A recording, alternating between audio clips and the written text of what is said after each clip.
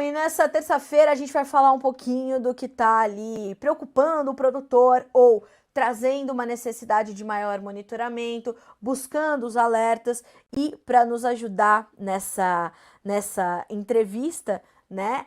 Quem estará conosco nessa terça-feira é o Fernando Grigoli, ele que é pesquisador e proprietário da Famívia, e a gente vai então entender um pouco mais da safra, não é isso, Fernando? Bom dia, seja bem-vindo, é um prazer recebê-lo aqui no Bom Dia Agronegócio. Bom dia, Carla. Bom dia a todos que acompanham a gente. Prazer estar aqui com vocês e vamos começar a safra, né? Já começou em algumas regiões do Brasil, mas está acelerando. Vamos que vamos. É verdade. Fernando, você estava me acompanhando aqui, né, no Bom Dia Agro dessa terça-feira, e por mais que seja muito importante para o produtor olhar para a safra nesse momento, inevitavelmente ele vai ter que olhar para o que acontece ali do lado para também traçar suas estratégias. É um momento bastante desafiador, né?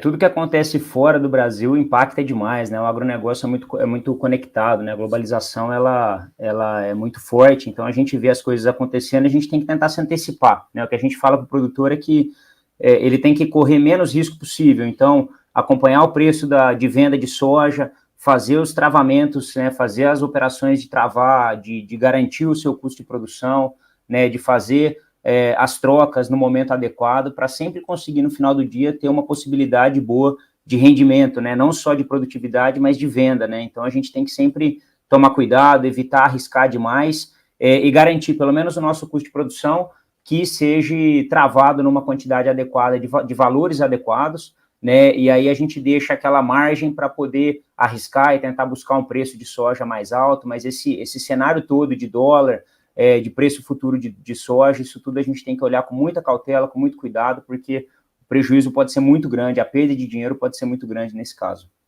Agora, Fernando, isso se intensifica e fica mais evidente ainda em anos como esse, em que a gente inicia a safra já considerando que estamos num ano de El Niño.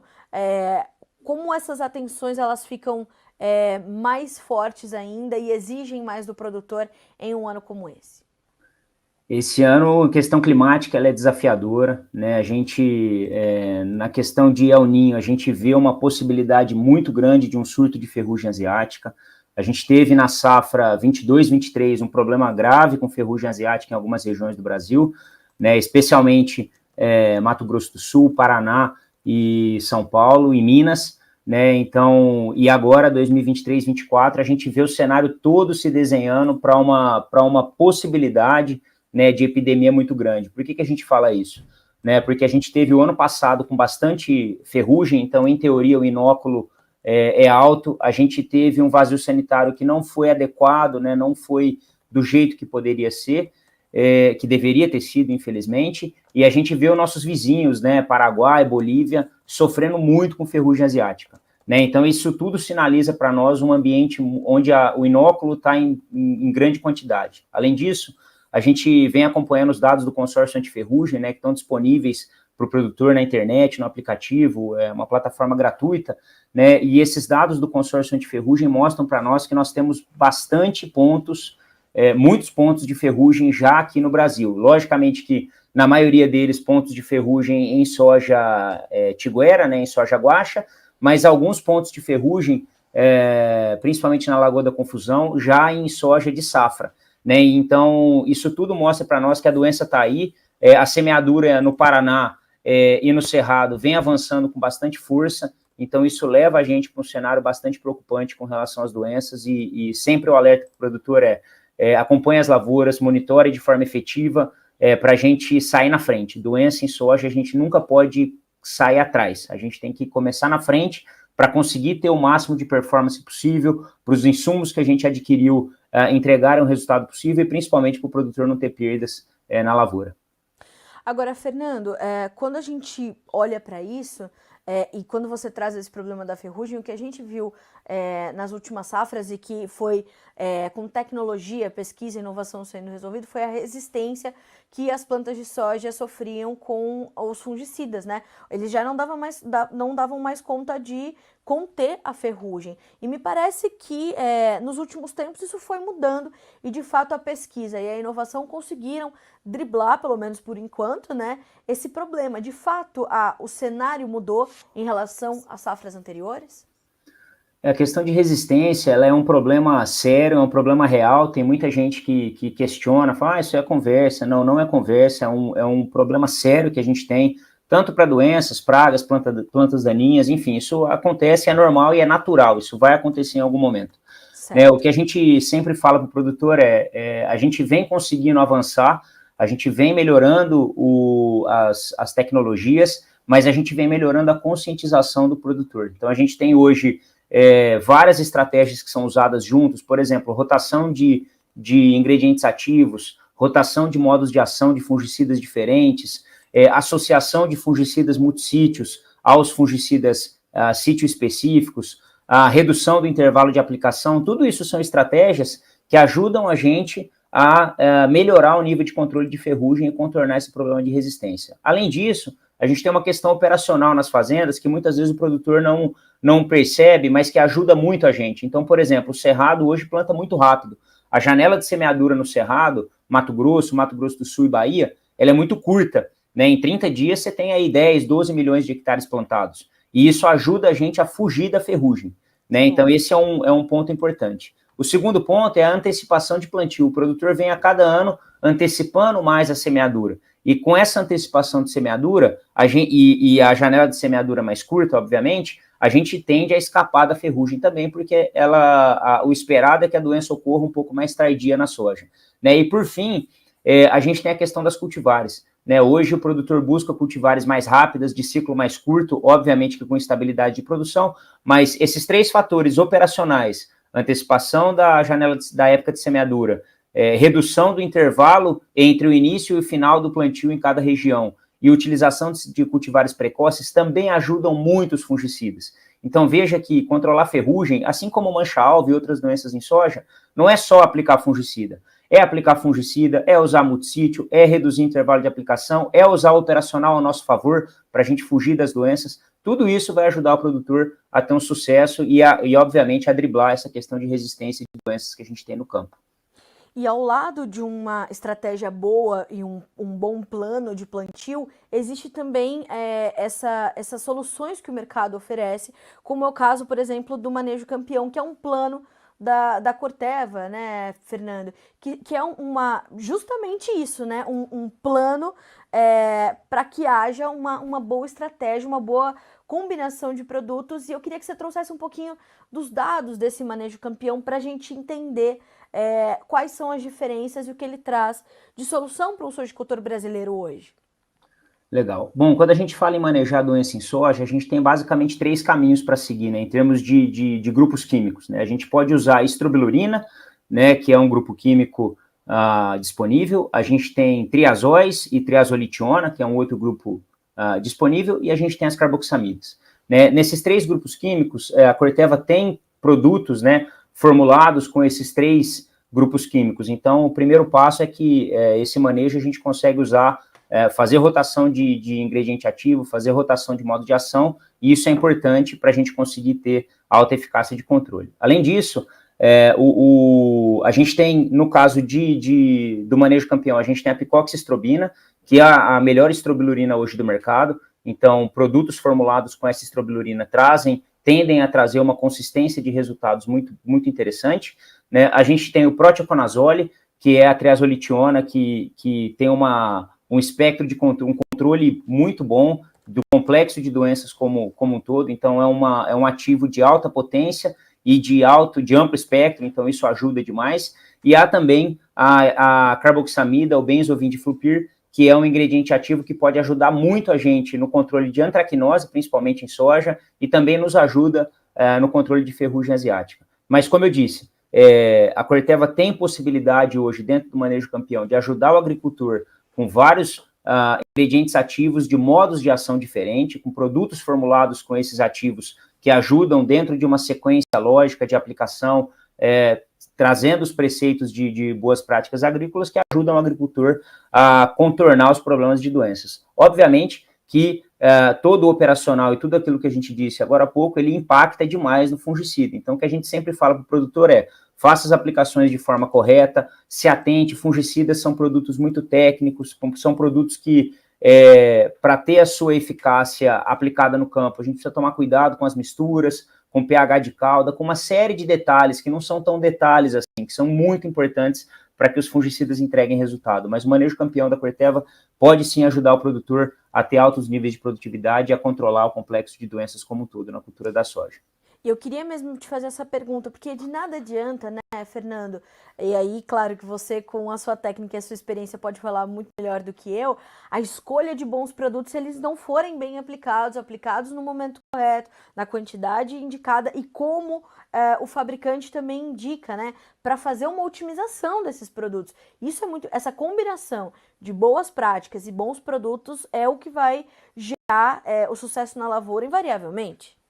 Sem dúvida, a forma como a gente usa o produto, ela impacta demais, né? Então, a gente vê, às vezes, um produtor fazendo uma aplicação com 12 produtos no tanque, né? Então, assim, com 10, 12 produtos. Então, assim, isso é uma situação que não tem como esses 10 produtos funcionarem do jeito que a gente gostaria. Isso vai haver uma perda, isso acontece, né? Então, o produtor tem que entender isso. E também o produtor tem que entender que quando a gente compra um produto, a gente não compra um ingrediente ativo. É muito comum a gente estar no campo e a gente ver, esse produto A tem tantos gramas de ingrediente ativo, o produto B tem menos ingrediente ativo, então ele é pior do que o produto A, e essa relação ela não é direta, não é tão simples assim.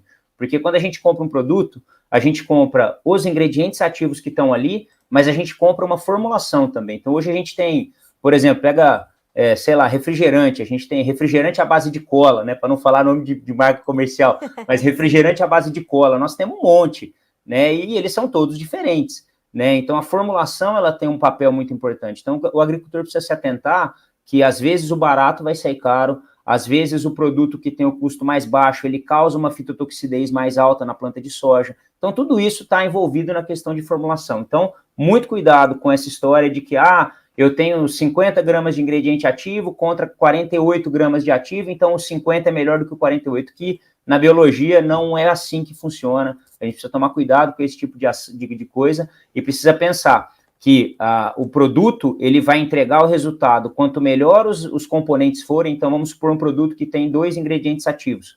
Quanto melhor for esses 2 ingredientes ativos, quanto melhor for a formulação, melhor ele vai ser. Não adianta nada eu pegar 2 grandes ingredientes ativos e fazer uma formulação de baixa eficácia, que o resultado final vai ser ruim, infelizmente. Então, são detalhes que não são pequenos, são importantes demais para a gente ter sucesso no manejo de doenças em soja.